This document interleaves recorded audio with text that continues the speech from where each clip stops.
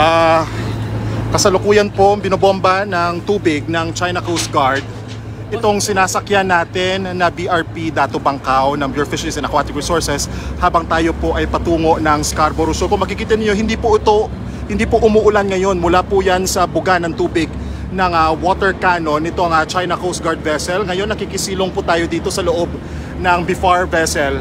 Kung makikita po ninyo, ayan, ngayon patuloy po yung pagbuga ng tubig. Ilang oras na rin po tayong sinusundan, hindi tinantanan nitong Coast Guard ship. Kung makikita po ninyo, ayan, patuloy po yung ito po yung ano niya, ilang beses na tayong binangga at pinuntutan nitong Chinese Coast Guard na may bow number 3305. Kanina lang po ay tinamaan muli yung barko natin nitong napakalakas na water cannon ng China Coast Guard.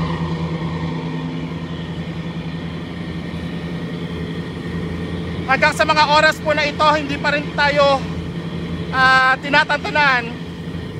Magdamag po yung biyahe natin mula sa Orion, Bataan para sa resupply at patrol mission ng BFAR at PCG. Pero itong barko na ito, mga alas 4 pa ng madaling araw na binubuntutan tayo. Live po ito ngayon dito sa palibot ng Scarborough Shoal. Yung nakikita po muli ng mga netizen natin ngayon, ito yung China Coast Guard, isa sa mga barko ngayon na nakabuntot sa convoy natin, kumbaga, kasi kanina may escort din tayo na PCG vessel, pero nahiwalay na po yan sa mga oras na ito. Pero patuloy pa rin ang buga ng tubig nitong China Coast Guard. 2 beses na tayong binangga kanina lamang. At ito, mga 10 beses na tayo winoter cannon. Sa pagkakatanda ko, mga 5, kung hindi ako nagkakamali, 5 yung direct hit sa atin kanina. Ayan, maghanap muna tayo ng masisilungan kasi tuloy-tuloy ito, dire-diretso. Ayan.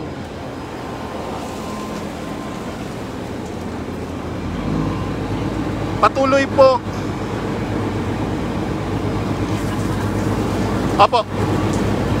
Muli, live po tayo ngayon somewhere sa Scarborough Shoal para sa resupply at patrol mission ng BFAR.